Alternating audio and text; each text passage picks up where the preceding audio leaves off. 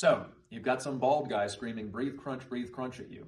And he's insisting that you focus on your lower abs and keep your shoulders down and don't arch your spine. But as much as he tells you, you can't quite figure out how to do it. Today, we're going to fix that by teaching you a very important core strength position called the C curve. Ready? Here we go. Okay, so a lot of you are struggling with keeping your shoulders down and curving forward. As hard as you try to create this attempted fetal position here, you find your chest is lifting up, your shoulders are coming up to your ears, and this part of your body is arching backwards. And some of you, when that happens, may even be feeling a pinch in your lower back. That's natural, but not what we want. When your back is arched and those knees come up, that is going to put strain on your lower back. Remember, the focus of this exercise is the front of your core, your abdominal muscles here. Here's the simple trick. If you can feel this exercise in your lower abs, that means you're probably doing everything correctly. If you're pulling up out of your pelvis and arching your back and your shoulders are coming up and you're pulling yourself towards the bar instead of pulling the bar down, you are probably not engaging your lower abs. In fact, it's almost impossible to. So, if you feel your lower abs in this exercise, you got it right. I'm going to show you a floor routine that's going to help you feel these outside of this exercise. Then when you come back to this exercise, if you practice this at home, you're going to have much more success creating this position instead of this position. Okay, let's go to the floor.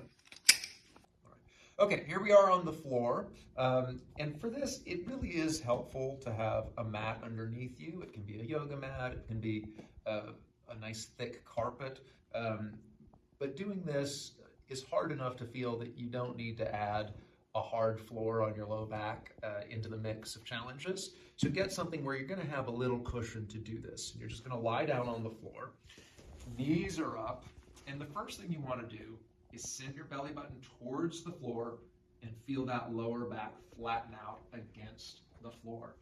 That is the thing you want to maintain throughout all of these exercises, okay?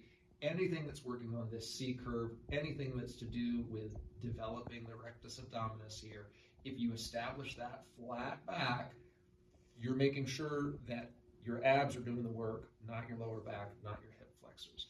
Hip flexors will be involved regardless, but you want to have the focus here, okay? So, just feel when you have this stomach compressed into the floor, back flat out, what it feels like just to pick the shoulders up off the floor. You can also think of this movement as dropping your rib cage. Many of you will have heard me say that as one of the preparatory steps for the crunch on the biodensity machine. In fact, it's the first step I say. You're here, and notice the parallel. My lower back's not on the floor. My back is arched. So the first thing I want to do is bring my belly button towards the spine, and then I'm going to drop the rib cage, and then the next thing I usually tell you to do on that machine is tilt the pelvis forward, okay? So let's just go back to the beginning. Check in with your body. When you first drop the belly button towards the spine and flatten that back out, pay attention to your hips. You should feel a slight rocking backwards of the hips, okay? The abs are here to bring the torso, the rib cage towards the pelvis. So when you drop that belly button towards the spine and flatten the back out, you should feel that distance shortening already. Then when you drop the rib cage, it's getting even shorter, okay? And just holding your head up here, notice you don't have to come any higher than necessary to take your shoulders off the floor. You're already getting some good activation in your core. You can hear my voice changing. This is hard for me, right? It's not easy. You have to stay engaged, keeping the back flat. Now, I want you to pick first one and then your other leg up. And I want you to put your fingers right on the lowest two of your six-pack. You have a six-pack. It's in there. I have a six-pack. It's covered by some seal blubber, but it's under there. You want to feel it, okay? Then you're going to slowly extend as much as you can, your legs up, and you notice your hips are going to tilt a little bit. And you can maintain this. If your back is still flat against the floor, you should be feeling a little more activation here. Then you're going to put your hands right under your hips here to support. And just as far as you can, you're going to slowly let your legs down. And the rule is you can only go as far as you can while maintaining that back flat against the floor. So that may be here for you. This can be a very challenging position. In fact, I worked with a client earlier today. She was about here, and she could hold this for maybe 15 seconds. She was exhausted. That's great. That C curve, what we're talking about here, is the fundamental posture of control that underlies all of your frontal core work, okay? And what you're working towards is where you can come all the way down, maintaining that little tilt there. I can't come much lower than here right now, but you should be able to come all the way down and hover just above the ground, okay?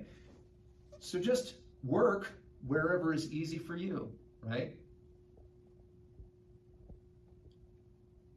Right there, that's gonna tire me out, probably in 45 seconds, okay? So great news, you have an ab challenge that you can find, but I can find a place where I can only hold it for 15 seconds. Guess what? Your job when you're working your muscles out is to exhaust them. And if you can do it in 15 seconds, great discovery. Now you can work it in wherever you want to throughout your day. And remember, what I always say is it's better to do higher volume and lower intensity with these exercises where you're trying to train a new movement pattern. Okay, so what we do with the biodensity is we do very high intensity, very low volume, okay? But you notice there's an equivalence when you're talking about recovery. If you're doing high volume, you need low intensity. Low intensity means less recovery is necessary, less recovery time. If you're doing high intensity, you're gonna do some low volume, okay? This is something you can do once a day. If you're very new to this and you're having trouble, you know, even getting the legs up, right? Once a day is plenty, okay? Do it for 2 weeks, 3 weeks. You will start to notice a difference in how easy it is for you to activate those muscles. Once you feel those muscles on the floor, you're gonna be able to feel them on the biodensity machine. And remember, your pointer finger is your idea finger. It's how you grasp things intellectually, right? And it seems strange, but the act of touching the muscle that should be activated will help you activate that muscle, okay? So keep the fingers there, pick your shoulders up off the floor. If you need to hold it here, that's fine, but focus on those muscles tightening, and once you can activate those at will, you're gonna do a much better job of activating them on the biodensity machine. And that is it. And that was our very first members-only instructional video. More to come. In the meantime, please help us out by subscribing to our channel, sharing our channel with your friends, neighbors, and loved ones, liking all of our videos so that we can produce more helpful content for you along your journey to get better bones. Thanks for watching.